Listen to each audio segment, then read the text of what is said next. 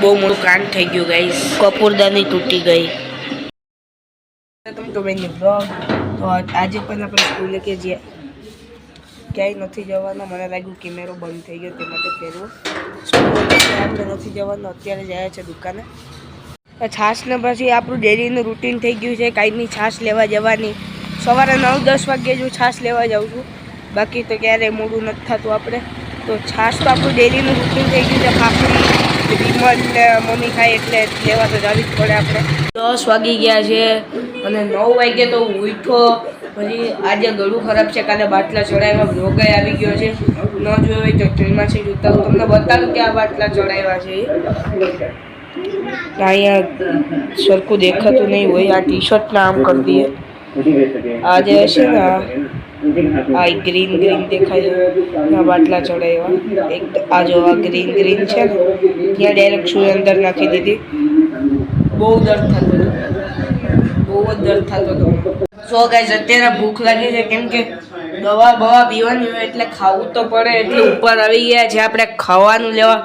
મગ અને રોટલી બનાવી છે, બીમાર માણસનું ખાવાનું મગ. બહુ હાલત ખરાબ છે. હાલત ભલે ખરાબ હોય પણ આપણે ડેલી વ્લોગ્સ મૂકવાના નહીં.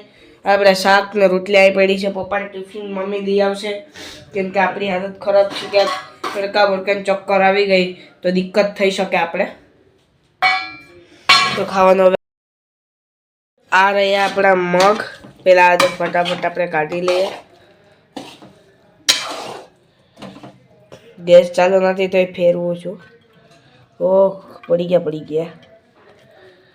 બસ એટલા તો અને 2 રોટલી કાઢી લઈએ એટલે દવા પીવામાં આસાની થઈ જાય ને. અરે આપણી રોટલી આપણે જારી લઈ લઈએ અને આમાં રોટલી કાઢી લઈએ. 2 રોટલી લઈ લઈએ આપણે. અરે નીકળી યાર. તો 2 રોટલી લઈ લીધી છે આપણે. બંધ કરી દઈએ હવે. થોડુંક જ લીધું છે પણ રોટલી 2 મોટી લઈ લીધી છે. તંદૂરી રોટલી જેવી લાગે છે, મસ્ત. તો ચાલો હવે આ ખાવાનું લઈને આપણે નીચે જઈએ. પછી દવા પીવાની છે, સવાર સાંજની દવા છે, તો પછી દવા પી લઈએ.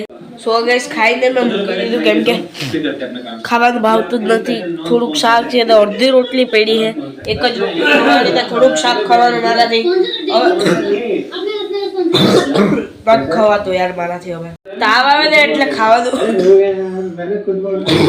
બોલી ન શકતો. તાવ આવે એટલે ખાવાનું તો ભાવે જ નહીં, તે માટે અડધું ખાવાનું મૂકી દીધું.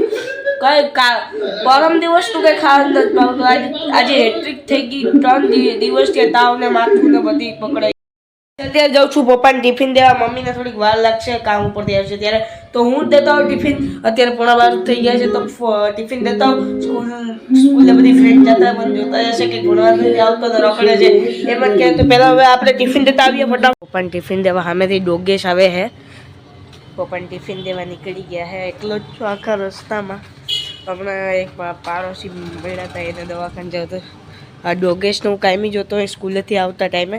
ત્યાં અહીંયા જ હોય ને. એક તો અહીં કૂદતો હોય, જો બતાડું તમારે. એક અહીંયાનું ડેલી બેડ થઈ ગયું છે. આ અહીંયા સૂતો હોય, ઓળખે છે એટલે ભહે નહીં આપણે. તો ગાઈસ પપ્પાને ટિફિન દઈને આવ્યા. લીંબુ શરબત ભેગો લઈ આવ્યો. તો ચાલો હવે જઈએ ઘર તરફ. વાવ લીંબુ શરબત લઈ આવ્યો. થઈ ગયું મોટા પાયે. બપોરે હું અહીંયા પલંગ ઉપર લોટતો તો ઝાબડું ઓઢીને. મારે આ ટીપાઈ ઉપર હાથ લાગ્યો ના કપૂરદાની ગઈ. માથેની આ કાચની પ્લેટ હતી. વક્રતુંડ મહાકાય સુધી કોટિક સમપ્રભા નિર્વિઘ્ન કુરુ મે દેવા સર્વકાર્યેષુ સર્વદા તે મંત્ર હતો અને ગણેશ ભગવાન હતા, ઓમ હતો, તે તૂટી ગયું છે. ના કાચના કટકા આમાં આપણે ભરીને રાખ્યા છે. બહુ મોટા પાયે કાંડ થઈ ગયું. મમ્મી પપ્પા ખીજાણા પણ એવા.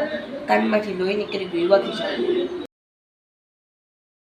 સો ગાઈઝ આપણે આજના બ્લોગને કરીએ એન્ડ. આઈ હોપ તમને આ બ્લોગ પસંદ આવ્યો હશે. પસંદ આવ્યો હોય તો લાઈક કરજો, ચેનલમાં ન હોય તો સબસ્ક્રાઈબ કરજો. મળી જતી નેક્સ્ટ બ્લોગમાં.